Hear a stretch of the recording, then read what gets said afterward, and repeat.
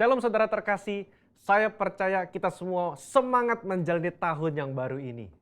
Dalam edisi Voice of Pentecost kali ini saya ingin menjelaskan mengapa Pentakosta ketiga memiliki dimensi yang jauh lebih besar dari peristiwa Azusa Street. Memang ini akan berbicara sedikit sejarah, tapi jangan alergi dulu saudara, karena ini penting sekali.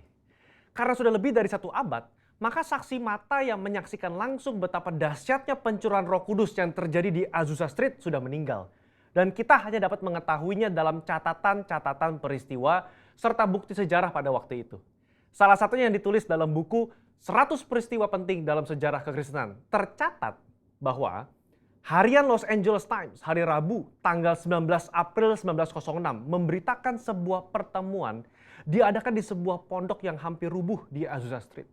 Dan para pengikut doktrin-doktrin yang mengerikan ini mempraktekkan upacara-upacara paling fanatik, mengkhotbahkan teori-teori liar, dan memaksakan mereka sendiri dalam keadaan kegembiraan yang tidak waras dengan semangat mereka sendiri. Nah saudara, publisitas negatif semacam ini malah sesungguhnya membantu mengumpulkan massa. William Seymour tiba di Los Angeles di bulan Februari tahun 1906. Dan dia mulai berkhotbah serta membangun pelayanannya di Azusa Street. Penantian akan pencurahan Roh Kudus terjawab. Dan pada bulan April, dalam sebuah ibadah, Roh Kudus tercurah dan orang mulai berkata-kata dengan bahasa yang baru. Sebenarnya, pernah ada beberapa orang berbahasa lidah yang muncul dengan tiba-tiba di negara itu dan di Eropa pada tahun-tahun silam. Tetapi Azusa Street merupakan ledakan terbesar. Gerakan yang diawali oleh William Seymour ini kemudian melanda dunia, melampaui etnis, suku, ras, dan dikenal dengan gerakan atau aliran Pentakosta. Inilah yang kita beri istilah sebagai Pentakosta kedua. Setiap hari Minggu kita memperkatakan bersama-sama, Pentakosta ketiga adalah pencurahan Roh Kudus yang dahsyat di zaman now, melebihi yang terjadi di Azusa Street. Pernyataan ini bukanlah sekedar pernyataan iman semata, apalagi klaim sepihak dari gembala sidang atau gembala pembina. Pernyataan ini terkait dengan 2 aspek. Yang pertama, aspek historis. Pada tahun 1909, William Seymour pernah tercatat bernubuat, dalam 100 tahun yang akan datang akan ada kebangunan rohani lain seperti yang terjadi di Azusa, dan kemuliaan Shekinah akan kembali. Dan kegerakan Allah tersebut akan lebih besar dan lebih luas dari yang terjadi di Azusa. Tidak hanya terjadi di satu tempat atau kepada beberapa orang saja, melainkan akan menjangkau seluruh dunia. Dan kegerakan itu tidak akan berakhir bahkan sampai kedatangan Tuhan. Amin. Haleluya. Dengan menyampaikan secara gamblang dan terbuka nubuatan yang beliau terima, menjadi bukti bahwa pernyataan Pentakosta ketiga lebih dahsyat dari yang terjadi di Azusa Street bukanlah klaim sepihak dari pihak kita, melainkan sudah menjadi janji, rencana, dan kehendak Tuhan. Dalam nubuatan tersebut dinyatakan 3 hal yang membuat Pentakosta ketiga lebih dahsyat dari kegerakan Azusa Street, yaitu dari sisi kuantitas, tidak hanya terjadi di satu tempat atau kepada beberapa orang saja, melainkan di banyak tempat dan kepada banyak orang. Sisi jangkauan, bukan hanya kepada satu kota atau satu negara saja, tetapi ke berbagai negara di berbagai benua di bumi ini. Yang ketiga, sisi rentang waktu. Fokusnya bukan hanya terjadi 1 tahun atau 3 tahun, melainkan tidak berhenti sampai Tuhan Yesus datang kembali. Aspek yang kedua, yaitu aspek teologis atau biblikal. Alkitab kita menyebutkan istilah hujan awal atau yoreh terkait musim menanam dan hujan akhir, malkos, yang terkait dengan musim menuai, sebagaimana yang kita temukan dalam ayat-ayat berikut ini. Berdasarkan prinsip hujan awal dan hujan akhir, dapat kita pahami bahwa hujan awal pencurahan Roh Kudus mengawali kelahiran gereja. Dan hujan akhir pencurahan Roh Kudus mengawali penuaian jiwa terbesar dan terakhir sebelum kedatangan Tuhan Yesus yang kedua kali. Hujan akhir pencurahan Roh Kudus jauh lebih dahsyat daripada hujan awal. Karena penuaian jiwa-jiwa yang terjadi jauh lebih besar. Bradley Truman Knoll dalam bukunya berkata, konsep hujan akhir memberikan struktur kepada kisah kegerakan Pentakosta kita bahwa akan datang pencurahan Roh Kudus yang dahsyat sebelum kedatangan Tuhan Yesus kali yang kedua. Kita sekarang berada di era di mana hujan akhir itu sedang dicurahkan. Tujuan dari hujan akhir ini memiliki 2 sisi, yakni pemberitaan Injil Kerajaan kepada seluruh dunia, di mana kita menjadi saksi dan mempersiapkan berkas tuaian untuk siap dituai. Haleluya. Jika kita memperhatikan aspek historis dan aspek teologis di atas, kita memiliki dasar untuk mengatakan bahwa gerakan Pentakosta ketiga terjadi dalam dimensi yang jauh lebih besar dari Azusa Street. Ini merupakan sebuah hak istimewa bagi kita semua yang hidup di generasi ini. Jadi, jangan sampai ketinggalan.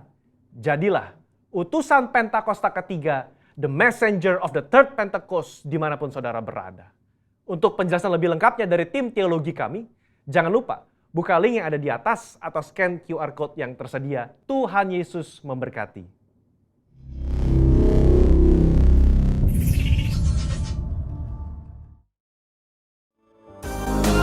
Shalom GB Supraya 8B, mari kita sama-sama memuji dan membesarkan nama Tuhan.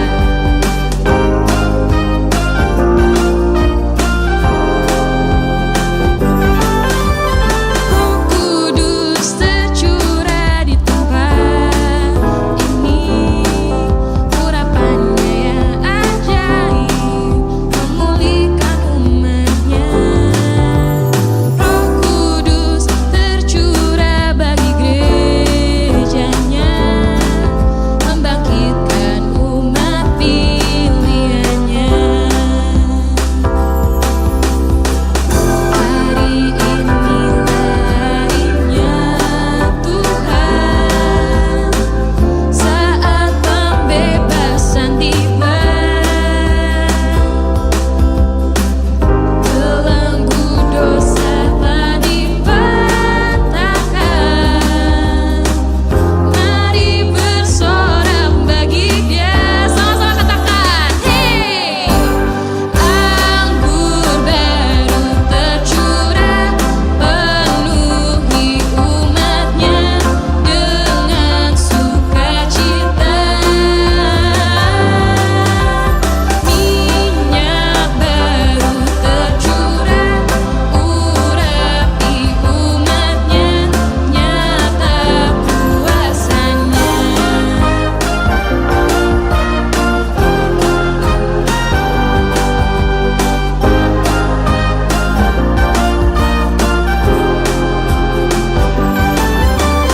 Roh Kudus tercurah di tempat ini, urapannya yang ajaib memulihkan umatnya. Roh Kudus tercurah bagi gerejanya, membangkitkan umat pilihannya. Hari inilah harinya Tuhan, saat pembebasan tiba. Belenggu dosa telah dipatahkan. Mari bersorak bagi Dia. Hey! Anggur baru tercurah, penuhi umatnya dengan sukacita. Minyak baru tercurah, urapi umatnya, nyata kuasanya.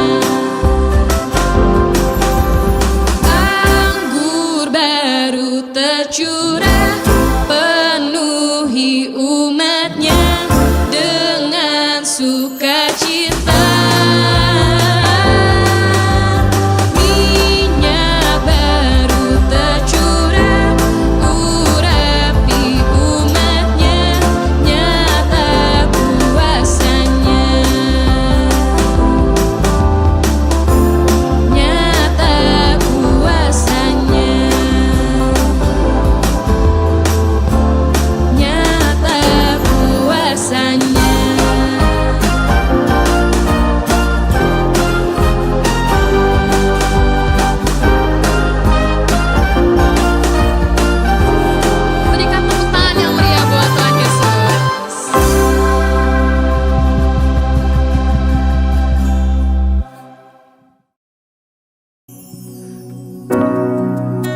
Mari jemaat Tuhan,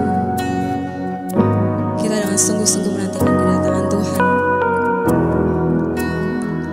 Tuhan ku rindu. Tuhan ku rindu masuk dalam hadirat-Mu.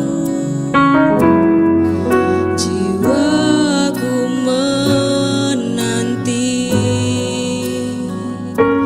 bawaku mendekat kepadamu dalam kemuliaan yang kudus. Ku nanti Engkau, Allah kuasa, dalam kemuliaan yang kudus. Ku sembah Engkau, Allah kuasa, dalam kemuliaan yang kudus.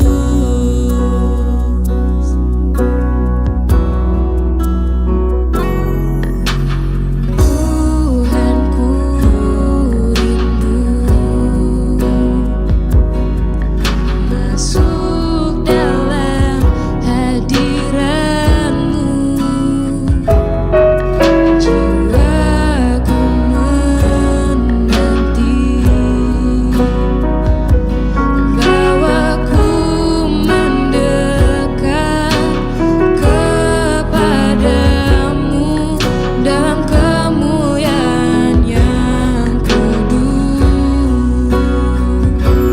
Ku nanti Engkau, Allah kuasa, dalam kemuliaan yang kudus. Ku sembah Engkau, Allah kuasa, dalam kemuliaan yang kudus. Ku nanti Engkau, Allah kuasa, dalam kemuliaan yang kudus. Ku sembah Engkau, Allah kuasa, dalam kemuliaan yang kudus. Dalam kemuliaan yang kudus. Dalam kemuliaan yang kudus.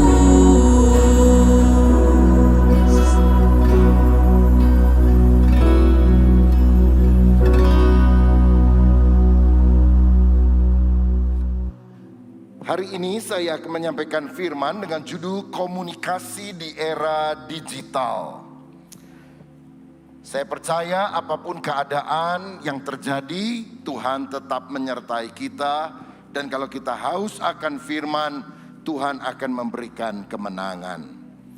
Kita akan baca Efesus pasal 4 ayat 25 yang kita akan sambung dengan ayat 29 sampai 32 yang berkata demikian. Karena itu buanglah dusta dan berkatalah benar seorang kepada yang lain, karena kita adalah sesama anggota. Janganlah ada perkataan kotor keluar dari mulutmu, tetapi pakailah perkataan yang baik untuk membangun di mana perlu, supaya mereka yang mendengarnya beroleh kasih karunia. Dan janganlah kamu mendukakan Roh Kudus Allah yang telah memateraikan kamu menjelang hari penyelamatan. Segala kepahitan, kegeraman, kemarahan, pertikaian dan fitnah hendaklah dibuang dari antara kamu. Demikian pula segala kejahatan, tetapi hendaklah kamu ramah seorang terhadap yang lain, penuh kasih mesra dan saling mengampuni, sebagaimana Allah di dalam Kristus telah mengampuni kamu.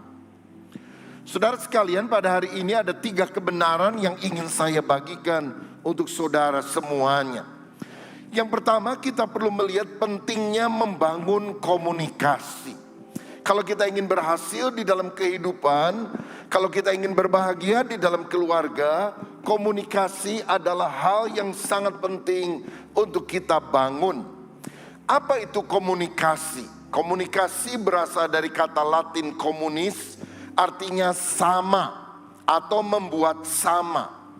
Berarti sebuah komunikasi yang baik akan terjadi bila ada kesamaan paham antara penyampai dan penerima pesan.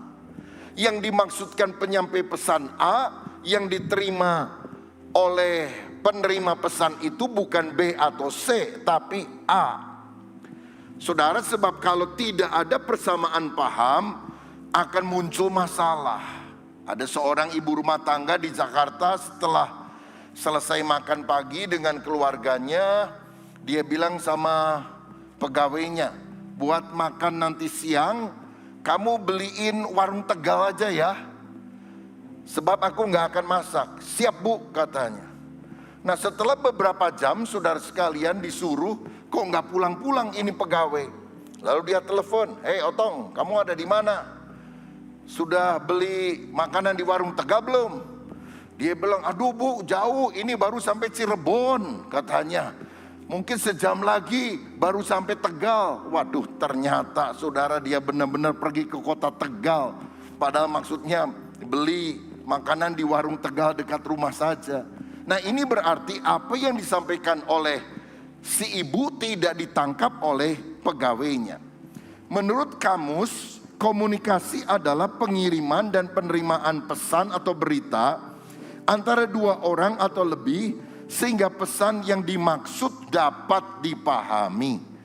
Jadi penting sekali ketika kita menyampaikan sesuatu, kita memastikan pesan kita bukan hanya keluar dari mulut kita, tetapi bisa ditangkap dengan baik dan dipahami oleh pihak yang lain. Karena itu akan menciptakan kesatuan hati dan keharmonisan. Nah, jika komunikasi sangat penting, kepada siapa saja kita harus membangun komunikasi tersebut. Yang pertama, kita harus membangun komunikasi dengan Tuhan. Sebab hukum yang terutama, kata Yesus, adalah kasihilah Tuhan Allahmu dengan segenap hatimu. Itu berarti pertama-tama kita harus jalin relasi yang baik dengan Tuhan, sumber segala berkat, pencipta segala-galanya. Kalau relasi kita bagus dengan Tuhan, maka pergumulan atau apapun yang kita alami, Tuhan pasti akan berikan kemenangan kepada kita. Nah, untuk menjalin keintiman dengan Tuhan, ada dua hal yang sangat dibutuhkan. Pertama, kita bisa menjalin relasi lewat Alkitab. Karena melalui Alkitab, Tuhan bisa berbicara kepada kita. Dia menyampaikan isi hatinya. Kita jadi tahu apa yang merupakan kehendaknya. Tahukah saudara bahwa dosa akan menjauhkan kita dari Alkitab? Tetapi sebaliknya, Alkitab yang akan menjauhkan kita dari dosa. Kalau kita baca firman dan mentaatinya setiap saat, kehendak Tuhan yang kita ketahui, kita laksanakan dalam hidup kita, kita akan hidup kudus dan berkenan kepada Tuhan. Tetapi selain Alkitab yang merupakan sarana Tuhan berbicara kepada kita, kita juga harus rajin berdoa. Sebab waktu kita berdoa, maka kita yang berbicara kepada Tuhan. Doa adalah nafas rohani, sehingga setiap hari, setiap saat kita harus bernafas, artinya berkomunikasi dengan Tuhan. Sebab doa bukan hanya kegiatan menutup mata dan kemudian melipat tangan, tetapi doa adalah satu keterhubungan dengan Tuhan. Yang kedua, selain membangun hubungan dengan Tuhan lewat doa dan Alkitab, kita juga harus membangun hubungan dengan sesama. Karena hukum yang kedua dalam Matius 22 ayat 39 adalah kasihilah sesamamu manusia sama seperti yang kau mengasihi dirimu sendiri. Sesama yang dimaksud adalah lingkungan, teman-teman kita, dan terutama adalah keluarga kita tentunya. Sehingga komunikasi di dalam pernikahan dan keluarga sangat penting. Tahukah saudara bahwa pernikahan merupakan proses berpadunya dua pribadi yang berbeda untuk menjadi satu? Ada pepatah lama berkata, asam di gunung, garam di laut bertemu dalam satu kuali. Tapi walaupun ketemu dalam satu belanga atau kuali, masing-masing kan tempatnya berbeda. Ada perbedaan pola asuh. Yang satu dibesarkan dalam keluarga yang irit, yang lain dibesarkan dalam keluarga yang royal, yang satu dibesarkan dalam keluarga yang rapi, bersih. Tetapi yang lain dibesarkan dalam keluarga yang rumahnya amburadul, berantakan, saudara-saudara. Jadi kita melihat ada perbedaan di sini yang harus dikomunikasikan melalui komunikasi yang baik. Kalau boleh saya ibaratkan, peranan komunikasi itu ibarat jantung di dalam kehidupan. Jantung itu memompa dan mengalirkan darah ke seluruh tubuh kita sehingga tubuh kita bisa hidup. Begitu juga komunikasi itu mengalirkan kehidupan di dalam keluarga kita. Sehingga kesehatan keluarga sangat ditentukan oleh kesehatan komunikasi. Dulu kalau kita ke dokter, biasanya dokter untuk mendeteksi kita ini sakit atau tidak disuruh buka mulut. Buka mulut, A, lalu dilihat pakai senter, saudara. Kenapa? Rupanya dokter bisa tahu ini orang sehat atau tidak dari kesehatan mulutnya. Begitu juga kesehatan keluarga bisa nampak dari kesehatan komunikasi.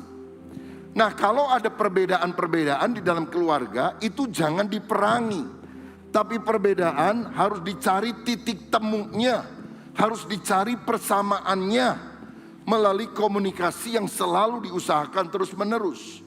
Karenanya Alkitab tadi mengajarkan supaya kita berkata benar satu dengan yang lain, berkata ramah satu dengan yang lain, yang tentu dasarnya bukan kepahitan, iri hati, kemarahan, dendam yang menimbulkan pertengkaran, tetapi kasih dan sikap hormat kepada anggota keluarga kita. Seorang penulis buku-buku khususnya tentang keluarga, Norman Wright, menulis beberapa panduan komunikasi pernikahan yang saya rasa sangat baik sekali. Beberapa hal yang dia sampaikan adalah, jadilah pendengar yang baik, diam pada saat pasangan bicara. Jangan kalau satu ngomong yang lainnya ngomong, siapa yang dengerin, saudara? Jangan berteriak pada waktu yang sama, kecuali kalau rumah lagi kebakaran, bolehlah teriak bareng-bareng.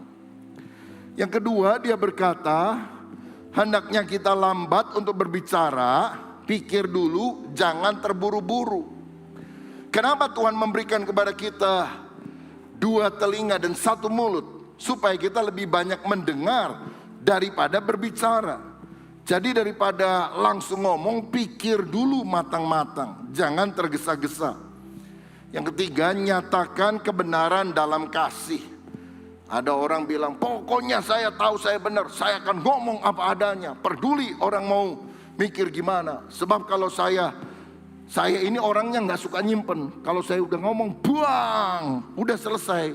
Loh, selesai untuk saudara yang ngomong, gak selesai bagi orang yang mendengarkan ucapanmu yang menyakitkan itu. Kan itu nyatakan kebenaran, itu penting, tapi caranya melalui kasih dan kelembutan. Jangan membisu, ini akan membuat orang lain frustrasi. Ada orang kalau lagi punya masalah, dia nggak mau ngomong, dia diem. Dia mungkin mengharapkan anggota keluarga yang lain punya ilmu kebatinan, yang bisa mengerti apa yang ada dalam batinnya. Ini tidak menolong, saudara sekalian. Kita harus mengutarakan isi hati, kenapa cemberut, kenapa marah. Yang kelima, nyatakan ketidaksetujuan tanpa harus bertengkar. Suami istri yang sudah nikah lama pun kadang-kadang belum tentu sepakat untuk semua hal. Kita bisa berbeda pandangan, tapi beda pendapat tidak identik dengan bertengkar, apalagi berkelahi. Nyatakan pandangan kita, pendapat kita, dan justru perbedaan pendapat kadang-kadang kalau bisa saling dipahami dan diterima, itu mendatangkan sesuatu yang lebih bagus, sesuatu yang lebih luas untuk kita pikirkan bersama. Dan keputusan bersama kita bisa ambil. Berikutnya Norman Wright memberikan saran supaya kita menanggapi dengan ramah, jangan cepat marah. Kalau ada orang, saudara sekalian, yang begitu ada masalah langsung marah. Ada hal yang lain yang tidak membuat dia suka marah. Ini kurang kreatif. Jangan hadapi apapun hanya dengan satu jurus, marah. Kan mesti ada cara-cara lain untuk mengatasi masalah di dalam kehidupan dan tidak harus dengan kemarahan. Jika salah, akui dan minta maaf. Tetapi bila pasangan kita yang salah, kita juga harus cepat memberi maaf, melupakan dan jangan diungkit lagi. Minta maaf itu memang berat, tapi tidak minta maaf jauh lebih berat akibatnya. Saya percaya orang yang kuat adalah orang yang bisa meminta maaf dan mau memperbaiki kesalahannya. Dan itu mesti nyata di dalam keluarga. Yang berikutnya, jangan suka ngomel dan bicara negatif. Saudara, ini membuat atmosfer di dalam keluarga tidak baik. Berhenti ngomel-ngomel, menggerutu, ngomong negatif. Mari kita mengucapkan kata-kata yang membangkitkan iman, kasih, kekuatan, kata-kata penghargaan, kata-kata pujian, kata-kata yang positif dan optimis. Karena apapun tantangan yang kita hadapi, ada Tuhan yang menyertai kita dan akan memberikan kemenangan. Amin. Berikutnya, pahami pendapat pasangan, izinkan perbedaan pendapat itu terjadi. Jadi walaupun kita sudah nikah, walaupun kita dalam satu keluarga, beda pendapat itu biasa. Bukan untuk dipertentangkan, tapi justru untuk memperkaya. Dan jangan suka menyalahkan atau mengkritik pasangan Anda.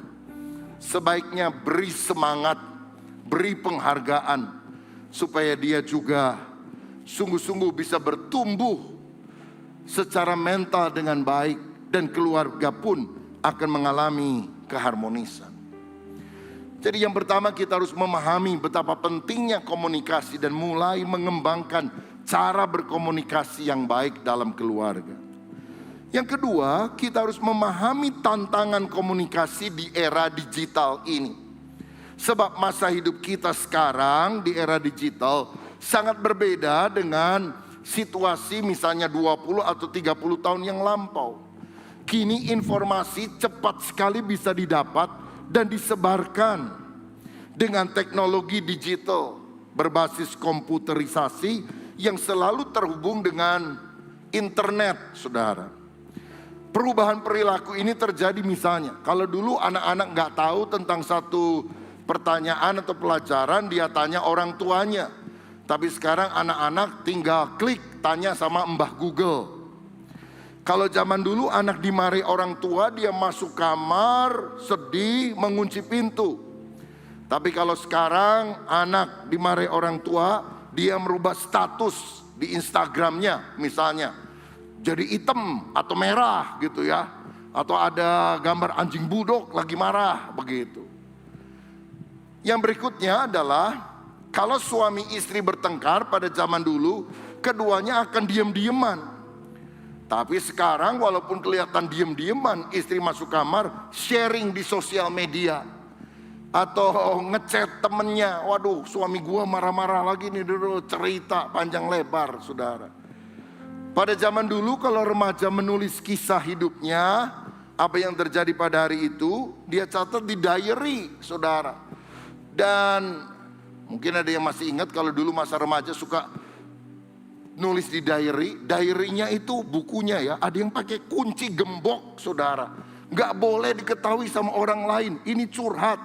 Sekarang kalau remaja ingin menuliskan kisah hidupnya, langsung dia share di blog pribadi, di sosial media, sampai seluruh dunia tahu betapa bedanya perilaku dalam kehidupan pada zaman dulu dan pada masa sekarang.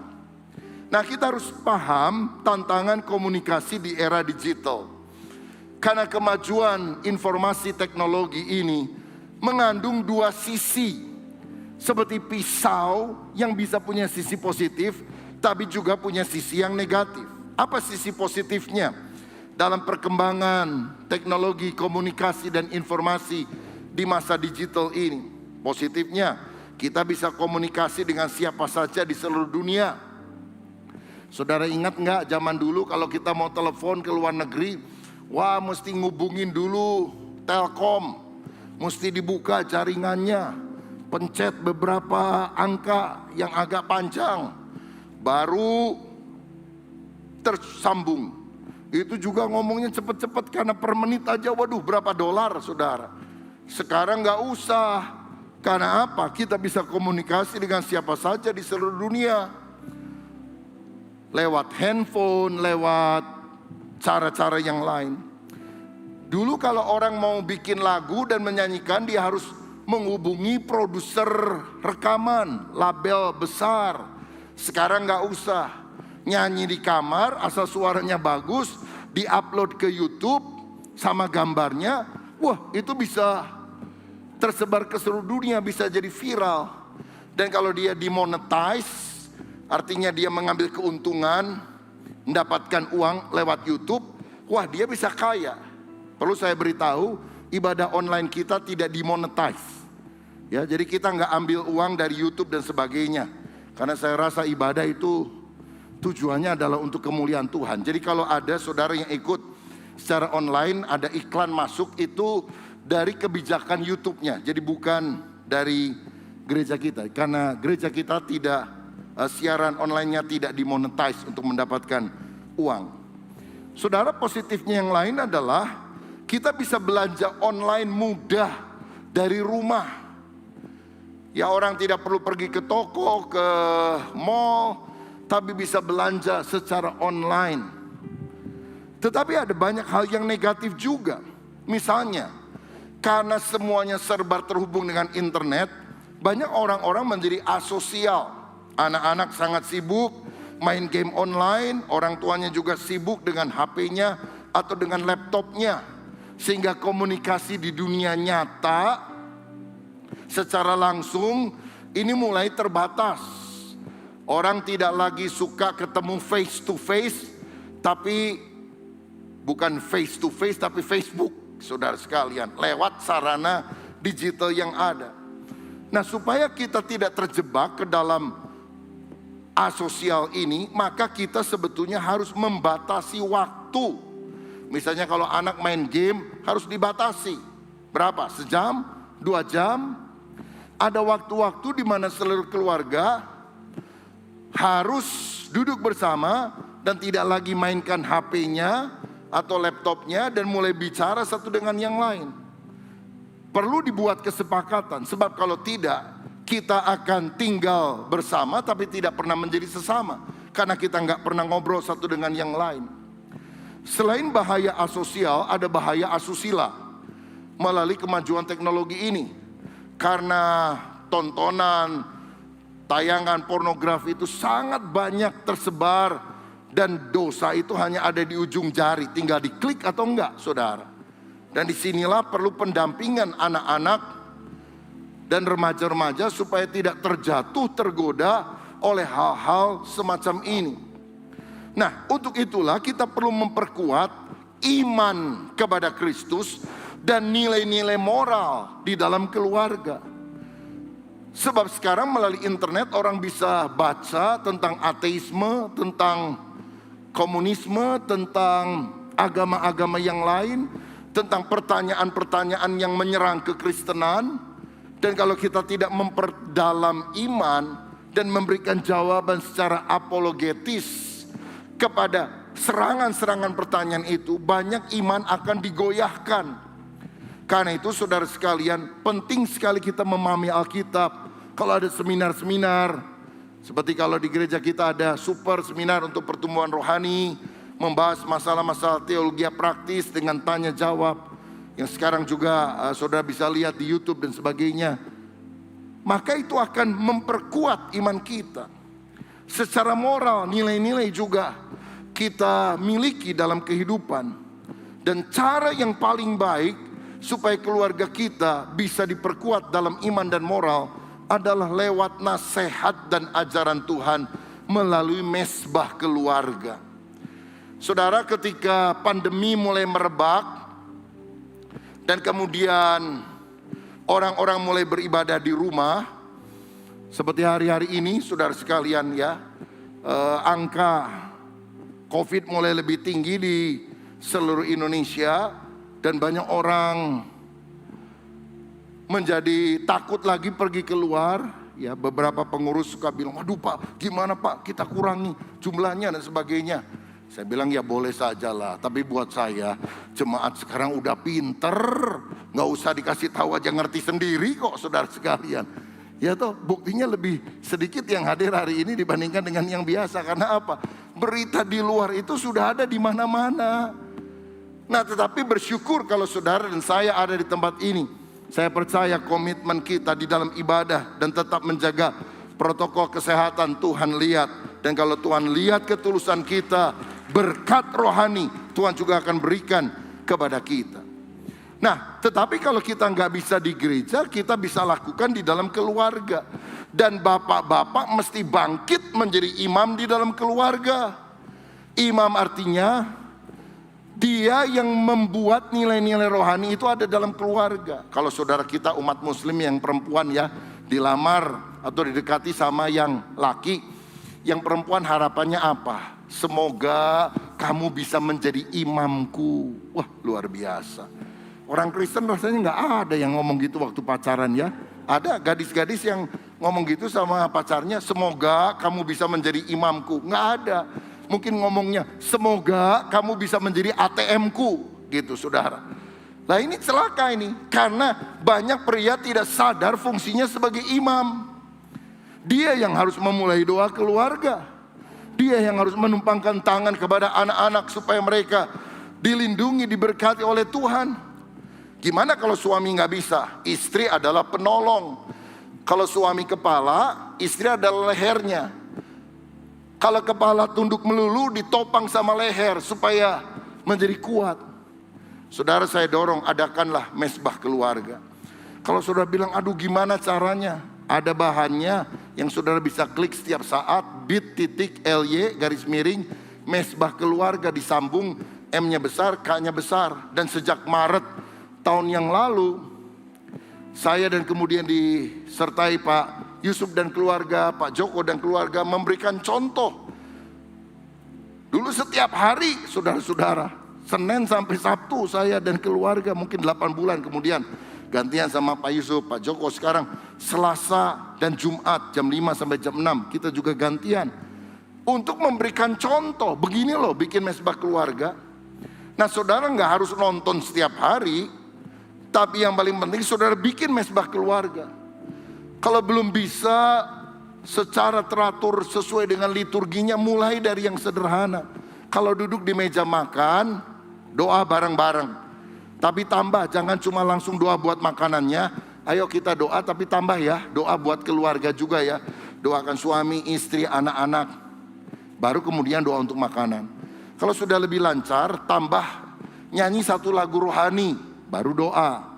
Kalau sudah lebih lancar, setelah nyanyi lagu rohani, baca Alkitab, terangin sedikit, kasih kesempatan untuk orang-orang memberikan komentar, apa berkat rohani yang kamu dapatkan.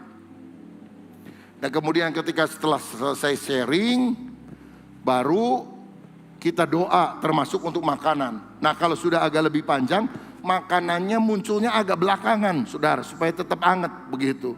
Tapi duduk bersama-sama, entah di meja keluarga, di meja makan. Tapi ada kesempatan-kesempatan untuk kita memperkuat iman dan moral keluarga melalui ajaran dan nasihat dari firman Tuhan. Nah pada masa pandemi ini saya ingin memberikan beberapa tips, nasihat, kebajikan-kebajikan apa yang kita bisa lakukan bagi keluarga kita. Nasihat itu saya tujukan kepada anak, baik yang kecil atau dewasa, kepada remaja, pemuda, kelompok milenial, dan nanti kepada orang tua. Saya mulai dengan yang pertama dulu, anak. Saudara, anak-anak harap melindungi orang tua, terutama orang yang memang sudah lanjut usia, kakek atau neneknya, supaya mereka tidak terisolasi secara sosial. Tahukah saudara, di masa pandemi ini tingkat kematian orang tua, kakek nenek itu tinggi.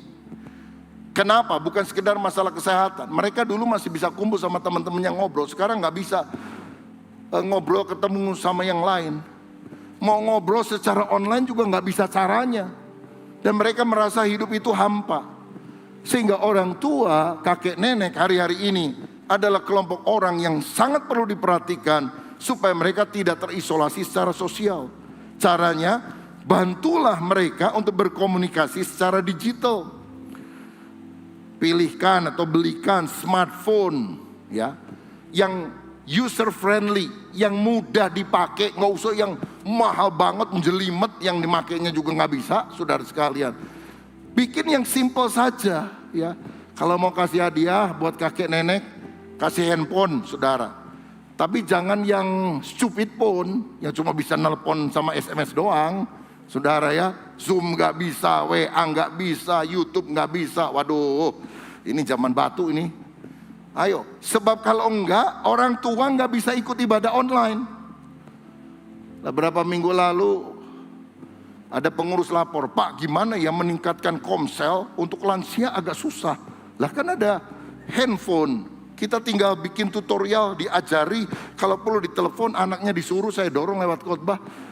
Enggak Pak, masalahnya HP-nya HP zaman batu ini, yang cuma bisa telepon sama SMS. Wah, itu mah susah tuh, mau diapa-apain juga. Ganti handphonenya saudara. Jadi kalau engkau cinta orang tuamu dan handphonenya masih stupid phone, mulai hari ini pulang dan belikan smartphone.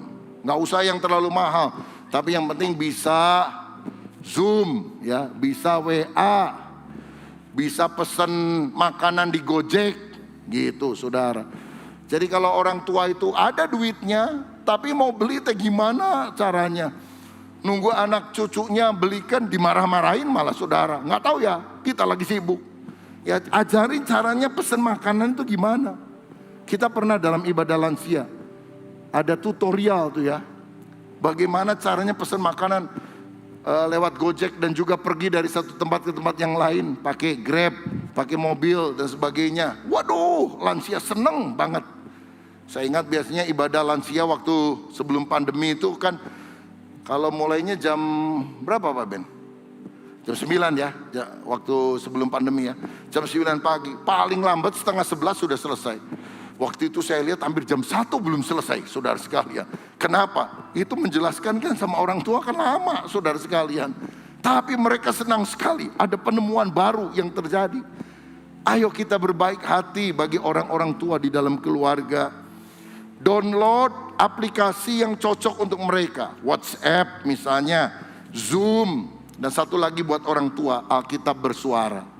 Sekarang ini ada aplikasi dari Kejadian sampai Wahyu, tinggal diklik, terdengar pembacaan Alkitab, saudara. Terutama bagi orang yang sudah matanya nggak bisa lihat. Waduh, ini bagus sekali.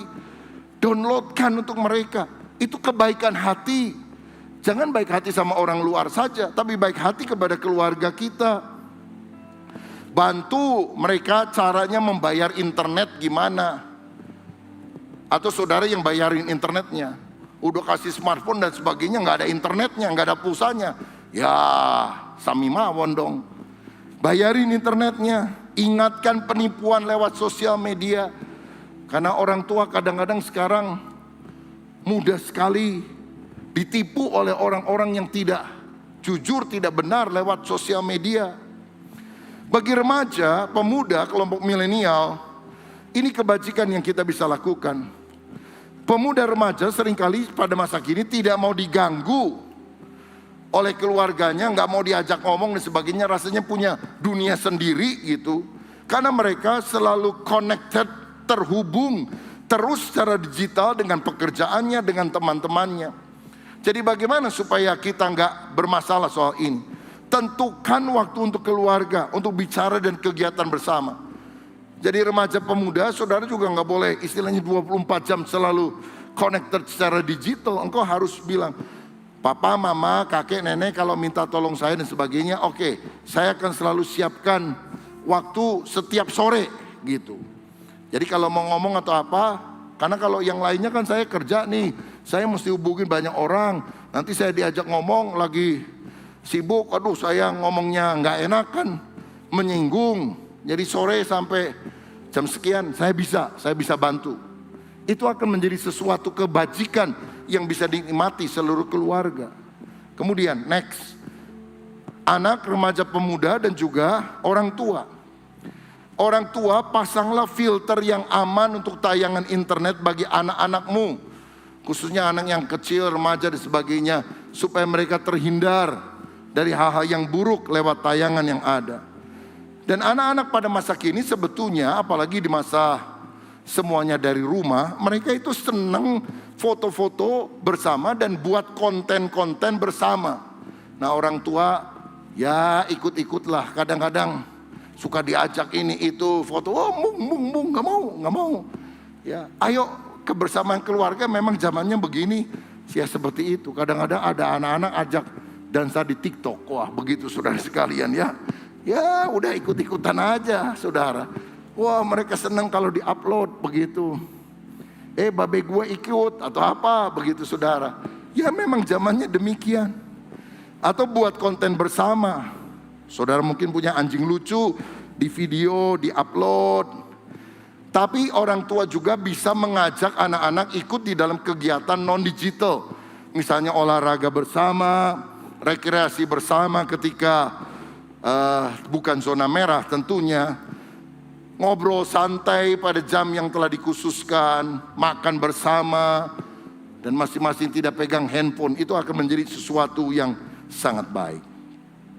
Dan bagian terakhir yang ketiga, saya mau katakan, manfaatkanlah teknologi komunikasi di era digital ini. Itu yang kita harus lakukan. Kita harus tahu komunikasi itu penting. Kita menghadapi banyak tantangan di era komunikasi digital, ada positif dan negatifnya. Kita harus mengarah tentu pada hal yang positif. Ada beberapa tips yang saya sudah berikan untuk orang tua, untuk remaja, pemuda, dan juga untuk anak. Dan sekarang manfaatkanlah teknologi komunikasi di era digital ini. Saudara kuasai dan manfaatkan media. Berarti orang tua mesti belajar. Nggak usah jadi expert, ahli, tapi setidaknya ngerti. Albert Einstein pernah berkata, science without religion is lame, but religion without science is blind. Ilmu pengetahuan tanpa agama adalah lumpuh, tetapi agama tanpa ilmu pengetahuan adalah buta. Artinya jangan mempertentangkan antara iman dan ilmu, tapi kedua-duanya harus berbarengan, saling melengkapi. Sebab teknologi tidak bisa ditentang, saudara. Ini kemajuan yang akan terus bergulir.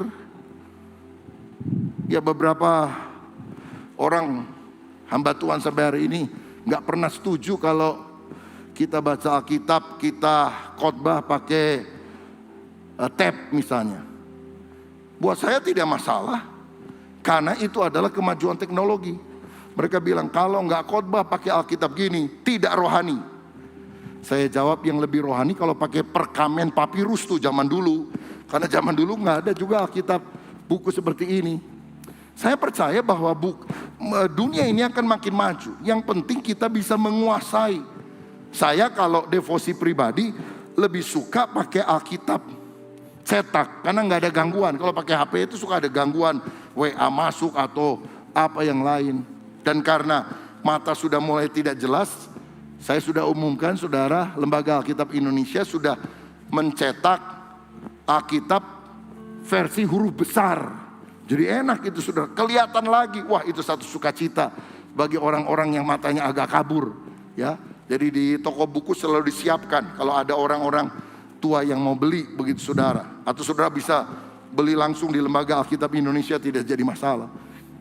Nah, jadi yang paling penting adalah kita harus tahu ilmu dan iman itu harus saling melengkapi, bukan saling menentang. Saudara ingat gak? Dulu tukang ojek, mungkin yang di depan rumah saudara, wah pernah protes, demonstrasi, menentang ojek ojek online. Sekarang mah udah nggak ada yang demo lagi. Dan karena kemajuan teknologi nggak bisa dibendung, saudara sekalian. Orang-orang yang nggak mau ikut ya akan terkapar. Tapi akhirnya ketika mereka jadi ojek online juga, malah penghasilannya bisa meningkat, saudara. Karena orang pakai aplikasi bisa pesan lebih cepat, nggak harus bepergian. Mereka bisa pesan makanan ini itu, dan penghasilannya kan menjadi lebih tinggi begitu. Kejadian 1 ayat 27-28. Allah menciptakan manusia itu menurut gambarnya. Menurut gambar Allah diciptakannya dia, laki-laki dan perempuan diciptakannya mereka. Allah memberkati mereka, lalu Allah berfirman kepada mereka, beranak cuculah, bertambah banyak, penuhilah bumi, taklukkanlah itu, berkuasalah atas ikan-ikan di laut dan burung-burung di udara, dan atas segala binatang yang merayap di bumi. Tuhan memberikan mandat kepada manusia untuk taklukkan dan berkuasa atas bumi ini. Jadi walaupun ada masalah, kita yang diberi mandat dan kemampuan oleh Tuhan untuk menaklukkan semua masalah itu. Misalnya, di masa pandemi ini, di mana orang takut keluar karena tertular, ibadah selain dilakukan onsite seperti sekarang ini, kita lakukan secara online. Jadi masalah ada, tapi kita bisa mengatasi masalah. Walaupun mungkin tidak sempurna, tapi tidak ada rotan, akar pun jadi. Istri saya bilang gini, gimana nih ya? Ini kan lagi naik, apa ditutup aja kebaktian? Ya di Hyper, saya bilang di Hyper oke. Karena di Hyper itu agak pusat kota, jadi jalan-jalan disekat, orang mau ke sana lewat mana? Tapi kalau di sini masih bisa. Kalau nggak ada jemaat yang datang gimana? Nggak apa-apa, saya akan tetap rekaman kok. Waktu awal-awal juga kan begitu, saudara, habis choir dan sebagainya, khotbah nggak ada jemaatnya, cuma ada kameramennya, nggak jadi masalah. Apapun yang terjadi, ibadah jalan terus. Karena kita mengasihi Tuhan dan selalu ada jalan keluar ketika kita punya hati yang tulus untuk menyembah Dia. Jadi jangan kalah oleh masalah di era digital ini. Kita harus memanfaatkan teknologi komunikasi untuk kemuliaan nama Tuhan. Karena itu, sebagai akhir dua hal yang saya mau bagikan. Pertama, kita harus menggunakan teknologi digital sebagai sarana untuk pertumbuhan rohani.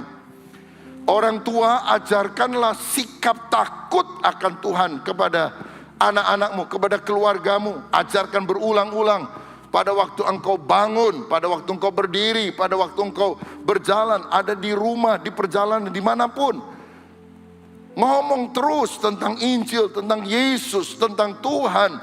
Sharing pengalaman-pengalaman rohani saudara bersama dengan Tuhan. Ketika engkau lagi ngalami masalah, lalu kemudian ada jalan keluar. Dan saudara bisa katakan, ini Tuhan yang tolong papa mama, bukan kehebatan papa mama. Ikuti acara online yang menumbuhkan iman. Saudara yang tidak hadir secara onsite, ikuti ibadah secara online. Ya, dan coba usahakan cari tempat dan waktu di mana tidak terlalu banyak gangguan, halangan gitu, saudara.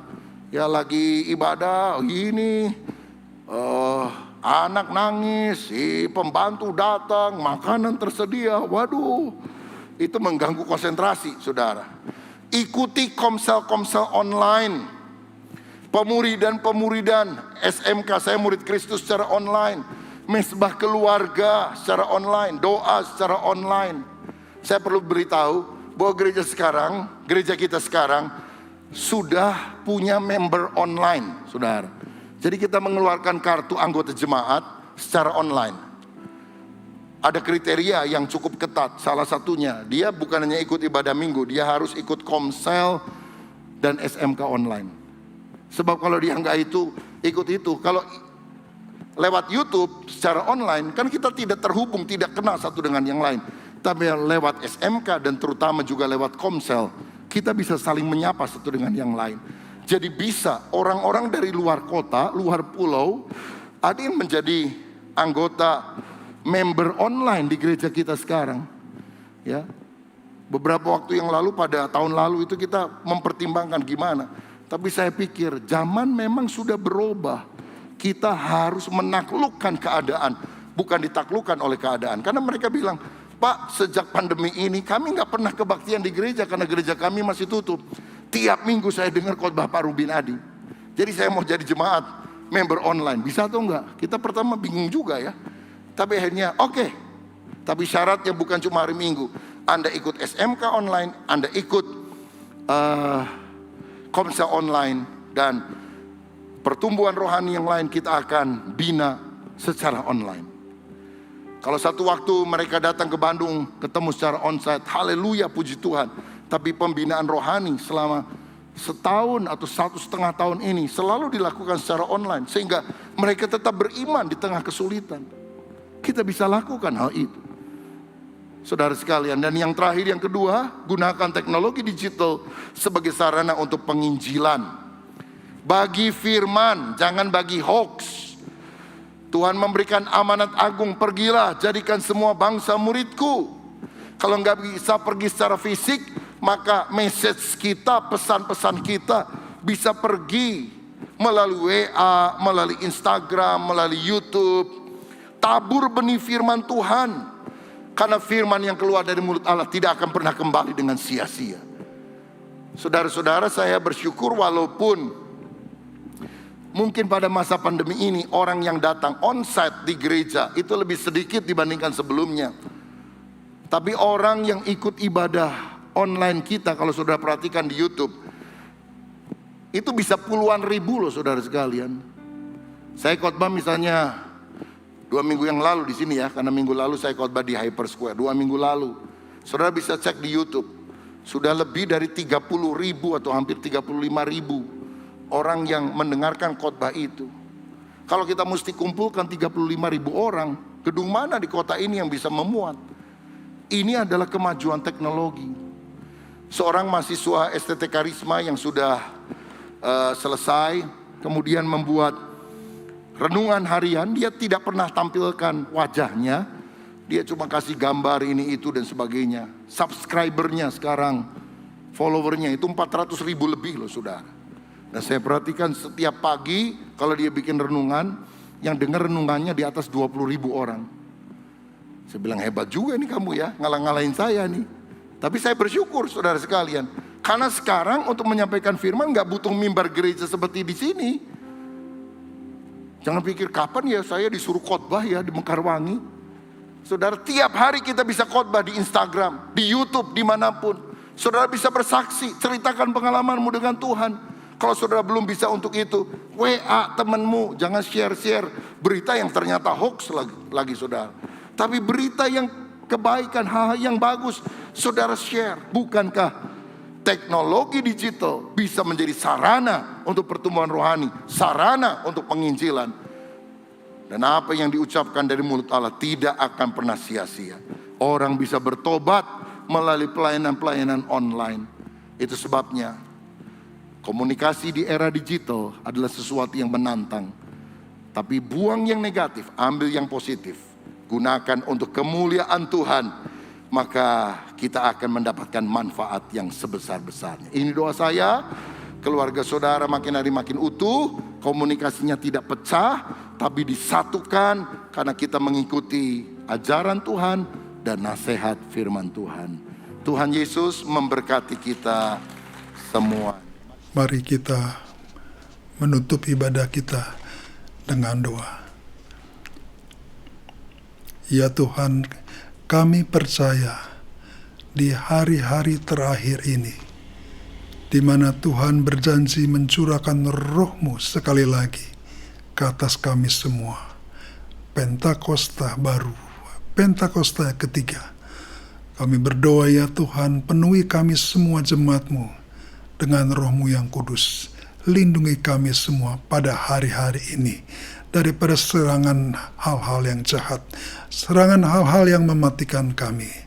Biar kasih karunia Tuhan berlimpah-limpah atas kehidupan kami. Mari kita, seluruh jemaat Tuhan, kita angkat tangan kita buka hati untuk siap menerima berkat Tuhan. Ya Tuhan, berkatilah seluruh jemaat-Mu, berkatilah kehidupan mereka, berkatilah keluarga mereka, anak-anak mereka. Biar kasih karunia Tuhan Yesus yang berlimpah-limpah Tuhan curahkan di dalam kehidupan mereka. Bersama-sama dengan persekutuan yang manis dengan Roh Kudus, selalu menyertai, melindungi, dan memelihara seluruh jemaat-Mu. Mulai hari ini sampai Tuhan Yesus datang menjemput kita semua di awan-awan yang mulia. Mari yang percaya kita sama-sama katakan, amin.